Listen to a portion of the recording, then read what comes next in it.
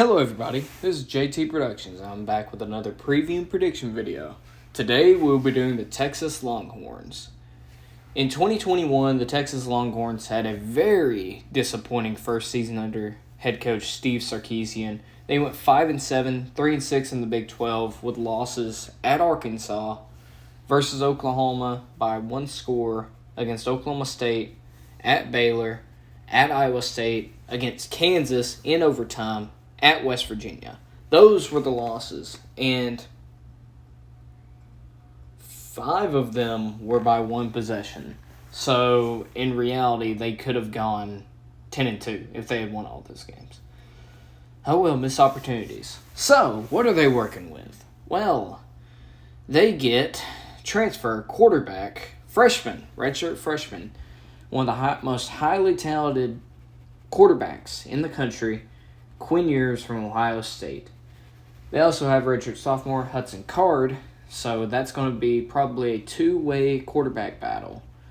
They have junior running back John Robinson, one of the best running backs in the country, in my opinion. They have Roshan Johnson, senior running back, Keelan Robinson, a junior transfer running back from Alabama, redshirt junior, I might add.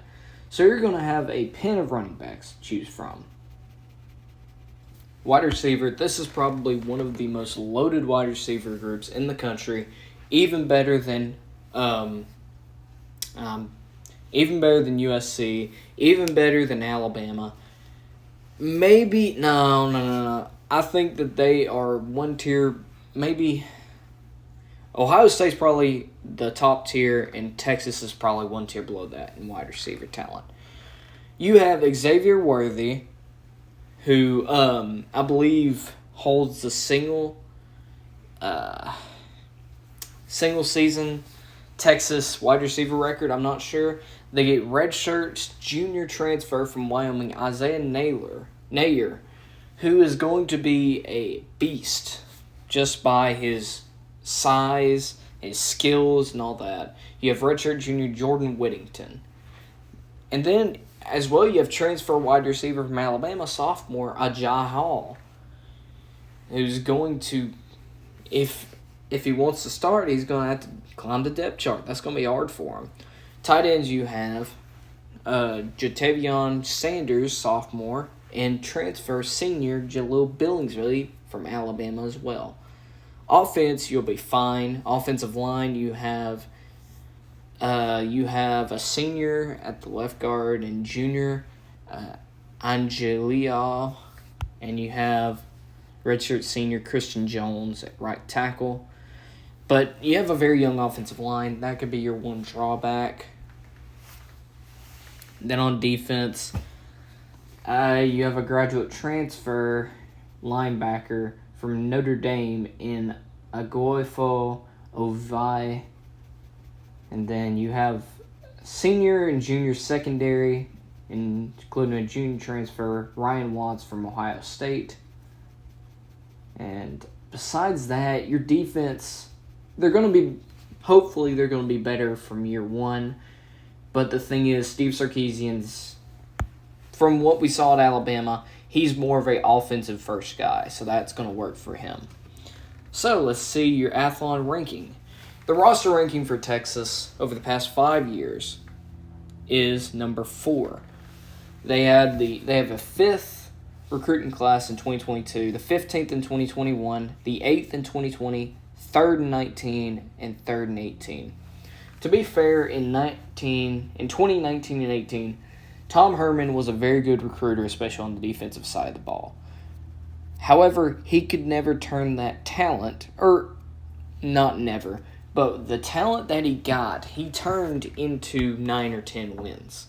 He could never get past that hurdle of an Oklahoma, may I say. Even the year they beat Oklahoma in 2018, they lost to them ultimately in the Big 12 championship.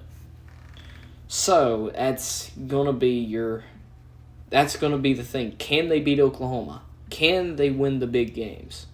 Well, we'll see. So, let's see here. Week 1, Louisiana Monroe Warhawks. You're not Alabama. You're not going to lose to them. So, you're 1-0 going into, speak of the devil, Alabama at home. This is one of the biggest games in the first few weeks of the season. Big 12 kickoff in Austin. I think you'll be competitive with them in the first few quarters. However, Alabama's depth is too much. The one way you could be very competitive into the late fourth quarter is if you're able to get to the quarterback. But with your defense, your second half defense from last year being as bad as it was, I just don't see it happening. I think you lose and go 1-1 into your next week. You get UTSA at home. UTSA is not a pushover. They were one of the best Group of 5 teams last year, but I think that you are going to get over that hump of losing to pretty good Group of 5 teams. I don't think you had in the first place. However, I'm just going with it. So, you're 2-1.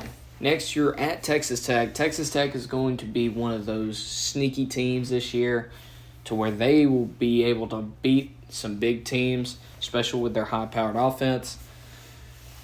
And, I mean, if your offense is sluggish coming in this game, you could be one of them. But I'm betting on Steve Sarkisian turning it around and you going into Lubbock and beating the Red Raiders, going 3-1 in the first 4 weeks of the season. Next, you play West Virginia. I think this is your first loss. West Virginia, I'm high on them this year. They get JT Daniels from Georgia, of course, Lynn J. Dixon from Clemson. They'll probably have a top 20 to top 30 defense this year, which in the Big 12 means a lot. So I think they beat you in Austin, and you have your second loss. You're 3-2 going into the Red River Shootout.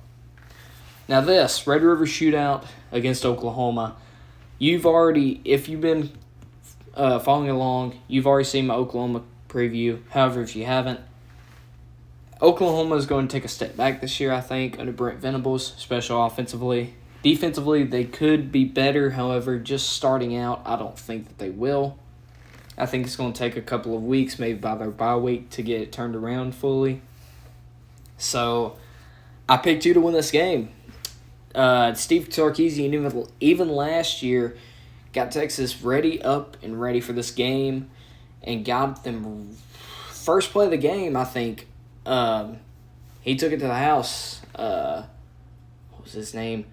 Xavier Worthy took it to the house on a wide receiver screen pass. So, anything can happen. I think you beat Oklahoma for the first time since 2018, and you're 4-2 at this point. So, next week, you're at home against Iowa State. Iowa State's going to be a dumpster fire this year. They lost everything, including Charlotte Kohler and Brock Purdy, their quarterback. I think they're taking a step back. I'm pretty sure they lost their coach as well. So, you're going to be 5-2.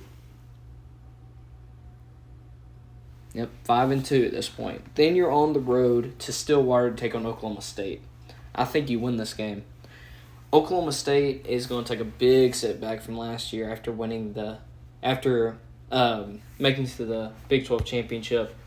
And I think going to your bye week, you're 6-2. Then you're on the road in Manhattan to take on Kansas State. Kansas State is going to be a sneaky team this year. They get Adrian Martinez out of the transfer portal, which is not the best quarterback, but Kansas State is always a well-coached team. I don't think they're going to be up in the 9-win margin this year, but I think they beat you. I think they sneak up on you. I think that those 3 games before your bye week are going to be strenuous on you. Very physical games. Or 4, sorry.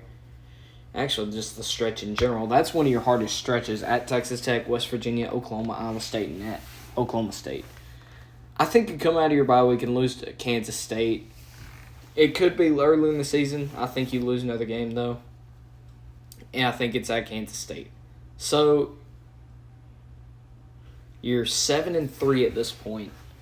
At home against TCU. TCU, not going to be a good team next year. Maybe defensively a little bit, but nothing to the caliber that can beat Texas.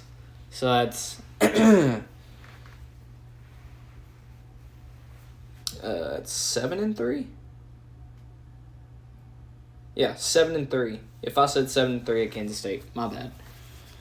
You're 7-3 now after you play TCU. Then you're at Kansas, at Lawrence, Kansas, for a rematch, and I think you get it done. Kansas, I think, are going to be around the same level as they were last year. Jason Bean should be pretty well, but I don't think they'll be able to compete. I think they're a few years out, and you get the win, going to 8-3. Then you play Baylor, who's going to take another step back as well after winning the Big 12, and I think you get a win to finish off the season 9-3. So, Texas Longhorns go from going 5-7 to 9-3. What a turnaround for Steve Sarkisian. With that record, you could even make the Big 12 championship since you beat Oklahoma. So, we'll see what happens, especially with West Virginia and Baylor and teams like that. So, if you're enjoying this series, just let me know a suggestion down in the comments. Like I said in the past few videos, I'm trying to make it through all the Power 5 teams and make it before week 0. So if you would like me to do a specific team, let me know down in the comments.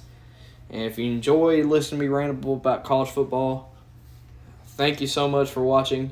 It brings a smile to my face whenever I see people enjoy watching my videos.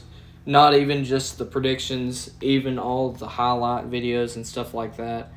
Just thank you all for all the support that you have brought to this channel. This is all for fun. Not like, it doesn't matter if I make any money off of any of these videos. I'm just happy to give y'all some content. Georgia content, SEC content, college football content, whatever it is. Just thank y'all for all the support. And I hope that y'all have a great day, and Go Dogs.